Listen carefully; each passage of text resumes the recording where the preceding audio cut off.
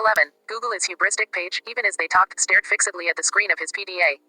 Quote single quote dot dot dot. How's that going? In this context, evil does not mean wicked, like Sauron or Voldemort, or bad in the way some people might judge tobacco companies or corrupt enterprises like Enron.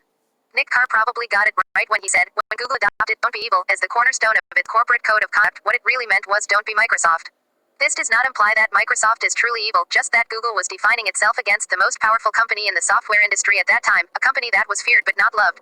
So, "don't be evil" translates roughly as be customer-centric and act with some greater good than your profit margins in mind. Don't be just another huge company. By that standard, it's grown harder over time to argue that Google lives up to its motto. It is a useful and valuable and in many ways admirable enterprise, but maybe not so special after all. Later but. Okay, I was going to propagandize you with this later but. This is a major violation of our First Amendment constitutional rights. Now the evidence is here, but you have to decide what the definition to public forum is and not let this dick-face government tell you the definition, and if you don't like their answer tell me and I'll kill them for you. With their permission, of course. After UMF's been re-educated to take care of your children, you have to decide for your selves. Here it is, B's shot for biatches. And I'm not fucking sorry, hoes. Sorry, the First Amendment was set up. Do not let pricks like this censor public speech. As soon as you let government censor the public speech, they should have all been hung. Here's how it works. Did they have Google Internet back when they made the First Amendment? Well, maybe. They wouldn't tell you. But the fact of the matter is, once Google or YouTube or any of these became a place where people got news and information, it became public forum. You got that public forum. That just means you can't censor, manipulate, or misinform the public, or execution for trying to bring the world under absolute despotism is the only conclusion a average human can conclude. Me, I'm not average. I know UMFs need to be held fully accountable, but what a smart person like me realizes is absolute despotism is a day at the beach compared to what the fuck you guys really want. Don't ever let a politician or guy that hey say is king shit president tell you what the the First Amendment means, and free speech means, and free press, and freedom of speech. It means not influencing motherfuckers and not letting others argue the truth, because if what they were saying was a lie or moronic, you would be happy to stick your crooked hooked protocols of Zion noses in it. Check it out if you want to understand the entitlement of the original Nazi Jew, referred in history as the Ashkenazi Jew. See, I told you I always tell the truth, even when I'm lying. Oppressors and tyrants always take control of information to do what with protect what? The control of wealth, breaking news, unconstitutional, traitorous, and their evil government have to control everything you hear, say, do, or think. They're treasonous, child abusing, unhuman, bile. We need to shit out now. That's it. I think. Here's the article. Peas. So if they won't let you argue your point, they're oppressors, and oppressors need the death treatment, even though that's too humane for them, but attacking the creator's creations and you fucking die. Unless it was an accident. Fuck it, accidents too. Maybe. Now so I can't talk cause they won't let you or censor you. Then they tell you what is good is bad, and vice versa. Then they do all other types of shit, yada yada shit. Okay, can I be done for the day? I might be back. This fucking prick Dennis keeps making me thinking I'm a ninth inning type of android, I mean human. Sorry for the good, bad punctuation and spelling. That's why I use it a lot, and you know way I'm TLKIN bout. Here are a few between the lines to know the reach of this information. A. They can sway. Here are a few things in this article that you have to read between the lines to know the reach of this information. A. They can sway any type of election, cannabis legalization, and studies done on all FDA-approved drugs, and what drugs didn't line the FDA commissioner's pockets. They can swing opinions on gun control, gun stats, and any information why don't like. They can censor it and fact-check it into true. By Edward Cohn. Don't be evil is Google's motto. How's that going? In this context, evil does not mean wicked, like Sauron or Voldemort, or bad in the way some people might judge tobacco companies.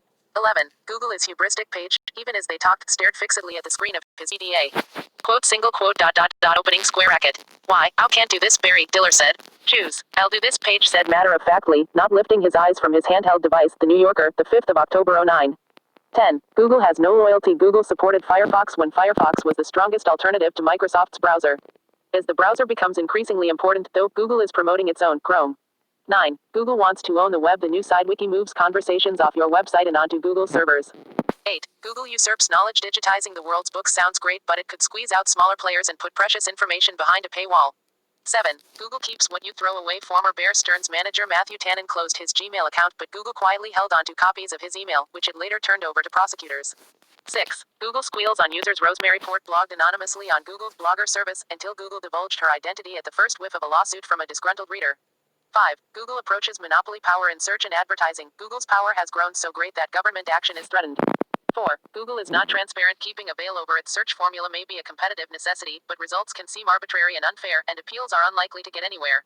3. Google works with repressive regimes. The company plays ball with the Chinese government in order to profit from that huge market. 2. Google throws its weight around when negotiating tax breaks for a North Carolina data center. Google strong-armed public officials to keep a tax-funded deal secret. 1. Google answers to Wall Street management and directors are obligated to maximize shareholder value. If empowering users with great products comes to be less profitable than guarding a kludgy monopoly, the kludgy monopoly wins. Why does Google want all of your information anyway? Simple, as stated, Google isn't a search company anymore, they're a tracking company. All of these data points allow Google to build a pretty robust profile about you. In some ways, by keeping such close tabs on everything you do, they may know you better than you know yourself. The result of all that tracking is that Google uses your personal profile to sell ads, not only on their search engine, but also on over 3 million other websites and apps. Every time you visit one of these sites or... What does Google know about me? Gabriel Weinberg. Updated March 23, 2020. CEO and founder, DuckDuckGo 2008 present. You may know that Google is tracking you, but most people don't realize the extent of it. Luckily, there are simple steps you can take to dramatically reduce Google's tracking. But first, what exactly are they tracking? Unlike searching on DuckDuckGo, when you search on Google, they keep your search history forever. That means they know every search you've ever done on Google. That alone is pretty scary, but it's just the shallow end of the very deep pool data that they try to collect on people. What most people don't realize is that even if you don't use any Google product directly, they're still trying to discover as much as they know about you.